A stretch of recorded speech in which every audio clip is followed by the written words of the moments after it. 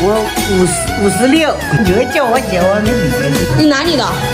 小错干？小错啊！你羡慕电话？我现在给那个挺白吧？太弱哟！再看看你刚才的样子和现在戴完假发的样子，真的完全不是一个人嘞！哎，戴的时候我们从前面开始戴啊，额头戴，戴好之后把耳朵两边摘下来，再是这样往后拉。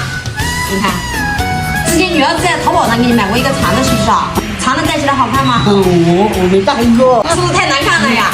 这个年龄不适合长头发，长头发戴起来好，脖子看不到，然后整个重心往下走，你看短发看多利索呀，对不对？比那个白头发好一点。年轻10岁有没有？